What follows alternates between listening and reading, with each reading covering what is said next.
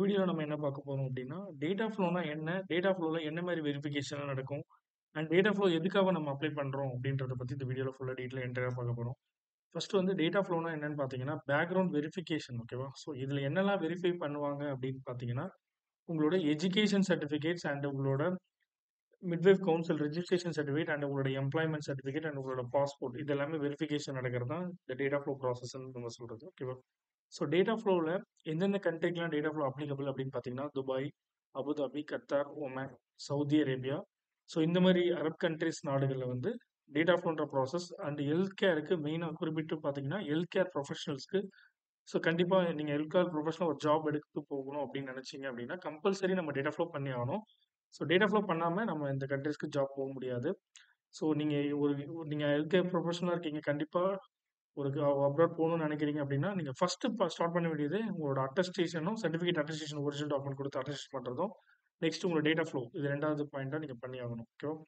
So data flow பண்ணா தான் உங்களால எலிஜிபிலிட்டி சவுதிக்கு நீங்க அப்ளை பண்றீங்க அப்படின்னா, டேட்டா ஃப்ளோ பண்ணா தான் நீங்க எலிஜிபிலிட்டி நம்பர் ஜெனரேட் பண்ண முடியும். எலிஜிபிலிட்டி ஐடி ஜெனரேட் ஆனா தான் உங்களால ப்ரோமெட்ரிக் எக்ஸாம் புக் பண்ண முடியும். ஓகேவா? ஸோ கம்பல்சரி நம்ம டேட்டா ஃப்ளோ இதுக்காக தான் நம்ம டேட்டா ஃப்ளோ ப்ரொசீடிங் பண்றோம். டேட்டா ஃப்ளோல என்னெல்லாம் பண்ணுவாங்கன்னு பார்த்தீங்கன்னா, பேக்கிரவுண்ட் வெரிஃபிகேஷன் தான் நடக்கும்.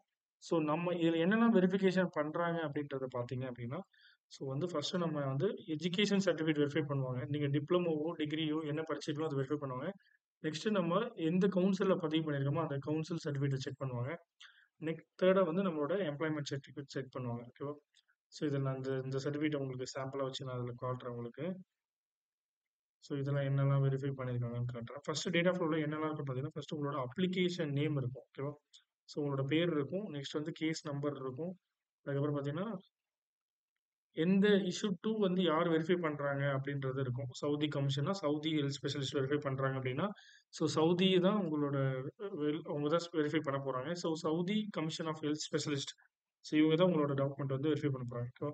டேட் ஆஃப் ரிசிப்ட்ன்றது நீங்க அப்ளை பண்ண டேட்டு. ஸோ டேட் ஆஃப் இஷ்யூடான்றது நீங்க கம்ப்ளீட் ஆன டேட். ஓகேவா? ஸோ உங்களோட பாஸ்போர்ட் நம்பர் ரிசல்ட் வந்து பார்த்தீங்கன்னா பாசிட்டிவ்னு இருக்கணும். ஓகேவா? பாசிட்டிவ்னு இருந்தா தான் உங்களோட டேட் ஆஃப் ஃப்ளோ வந்து கிளியரா இருக்குன்னு அர்த்தம். சரியா? ஒரு வேளை டிஸ்கிரிமன்சியோ இல்லைன்னா அன்னேபிள் டு வெரிஃபையோ இல்லை நெகட்டிவ்னு வந்ததுன்னா டாக்குமெண்ட்ஸ்ல சம்திங் ப்ராப்ளம் இருக்கு அப்படின்னு அர்த்தம். ஓகேவா? ஸோ ஒரிஜினல் டாக்குமெண்ட் கரெக்டான டாக்குமெண்ட் கரெக்டாக ஆத்தரைஸ் ஆகிருந்தது கண்டிப்பாக வந்ததுன்னா கண்டிப்பாக பாசிட்டிவ்ன்ற கேஸ் தான் வரும். ஓகேவா? தேர்ட் வந்து அப்படின்னு பார்த்தீங்கன்னா, இதுல என்னெல்லாம் ஃபர்ஸ்ட் வெரிஃபிகேஷன் ஆகுது அப்படின்றத பார்த்தீங்க அப்படின்னா, ஃபர்ஸ்ட் வந்து எஜுகேஷன் சர்டிஃபிகேட்ஸ் தான் வெரிஃபை பண்ணுவாங்க. ஓகேவா? எஜுகேஷன் காம்போனன்ட் தான் வெரிஃபை ஆகுது. ஸோ இதுல வந்து இந்த கேஸை பொறுத்த வரைக்கும் இவங்க வந்து டிப்ளமோ முடிச்சிருக்காங்க. So diploma certificate diploma in general nursing certificate verify பண்ணியிருக்காங்க. ஸோ இது வெரிஃபை உங்களோட யூனிவர்சிட்டிக்கு மெயில் போட்டு செக் பண்ணுவாங்க. உங்களோட ரெஜிஸ்டர் நம்பர் வச்சு செக் பண்ணுவாங்க.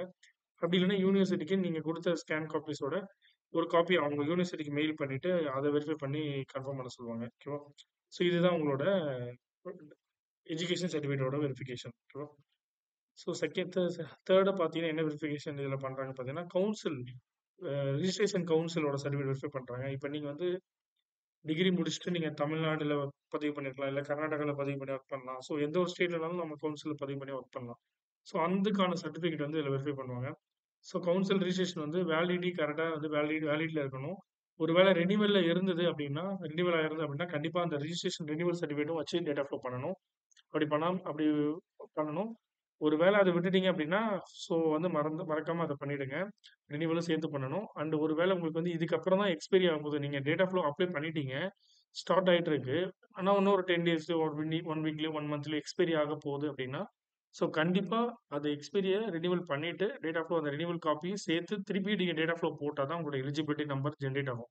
ஸோ இந்த பாயிண்ட்ட மறக்காம நீங்க நோட் பண்ணிக்கணும். ஓகேவா?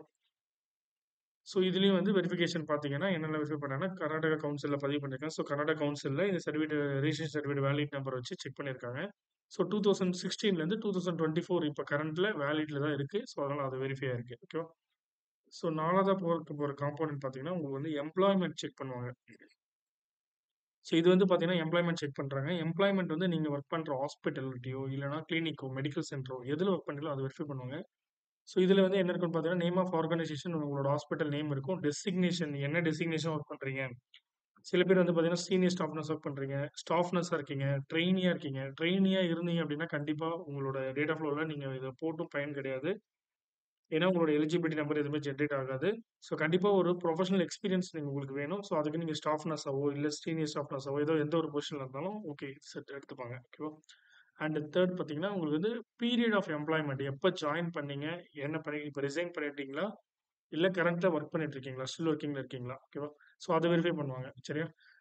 ஸோ எம்ப்ளாய்மென்ட் காம்போனன்ட்ட பொறுத்தவரைக்கி உங்களோட HR admin team, human resource டீம்ல தான் வெரிஃபை பண்ணுவாங்க. அப்படி இல்லன்னா உங்களோட மேனேஜிங் டைரக்டரோ இல்லன்னா உங்களோட ஆத்தென்டிகேட் பெர்சன் வந்து எம்ப்ளாய்மென்ட்ல உங்களுக்கு யாரோ அவங்கள வச்சு தான் வெரிஃபை பண்ணுவாங்க. ஸோ சர்டிஃபிகேட் கண்டிப்பா வந்து ஆத்தென்டிக் பெர்சன் கிட்ட இருந்து தான் வாங்கணும். அதே மாரி அவங்களுக்கு தான் வெரிஃபிகேஷன் போகும். நீங்க குடுக்குற டேட்டா ஃப்ளோ அப்ளை பண்றது அவங்க தான் வெரிஃபிகேஷன் போகும். ஸோ எம்ப்ளாய்மென்ட்ட பொறுத்தவரைக்கும் கரெக்ட்டா பார்த்து என்னென்ன மெயினா பார்க்கணும் அப்டின்னா, ஒரு எக்ஸ்பீரியன்ஸ் சர்டிஃபிகேட்ட பொறுத்தவரைக்கும், கண்டிப்பா ஆர்கனைசேஷனோட மெயில் ஐடியோ, கான்டாக்ட் நம்பரோ இல்லன்னா அட்ரஸோ இருக்கணும். உங்களோட லெட்டர் பேட்ல. நெக்ஸ்ட் வந்து உங்களோட டெசிக்னேஷன் கிளியரா மென்ஷன் பண்ணியிருக்கணும். அதுக்கப்புறம் வந்து எந்த டிபார்ட்மெண்ட் நீங்க ஜெனரல் வார்டோ, ஐசியூ, பீடியாட்ரிக்கோ, கைனகாலஜியோ அத கிளியரா மென்ஷன் பண்ணியிருக்கணும். அண்ட் பீரியட் ஆஃப் எம்ப்ளாய்மென்ட் என்ன டேட்ல ஜாயின் பண்ணீங்க? என்ன டேட்ல ரிசைன் பண்ணீங்க? அப்படி இல்லையா ஸ்டில் ஒர்க்கிங்ல இருக்கீங்களா? ஸ்டில் ஒர்க்கிங்ன்றத மென்ஷன் பண்ணணும். ஓகேவா? அதுக்கப்புறம் கண்டிப்பா வந்து உங்களோட ஆத்தென்டிகேட்டட் பெர்சன் வந்து சைன் பண்ணியிருக்கணும்.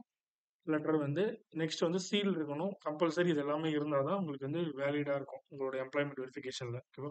ஸோ இதெல்லாம் வந்து செக் பண்றது தான் டேட்டா ஃப்ளோ. இது இது முடிஞ்சது. டேட்டா ஃப்ளோ வந்து உங்களுக்கு எல்லாமே கிளியர் ஆயி பாசிட்டிவ்ன்ற ரிசல்ட் வந்தா தான் நெக்ஸ்ட் நீங்க லெவலுக்கே முடியும். ஓகேவா? ஸோ டேட்டா ஃப்ளோல வெரிஃபிகேஷன் எல்லாமே கிளியர் ஆகி முடிஞ்சதுக்கு அப்புறம் தான் நீங்க வந்து எக்ஸாம்க்கோ, எலிஜிபிலிட்டிக்கோ நீங்க வந்து நெக்ஸ்ட் மூவ் பண்ண முடியும்.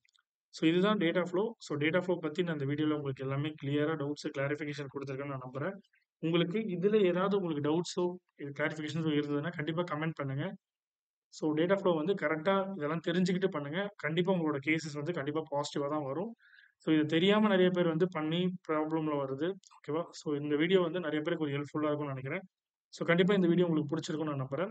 ஸோ கண்டிப்பா இந்த வீடியோ உங்களுக்கு புடிச்சிருந்தது அப்டின்னா, கண்டிப்பா எங்களோட சேனலுக்கு வந்து இந்த யூடியூப் வீடியோக்கு வந்து லைக் பண்ணிக்கங்க. அண்ட் எங்களோட யூடியூப் சேனல சப்ஸ்கிரைப் பண்ணிக்கங்க. Thank you friends.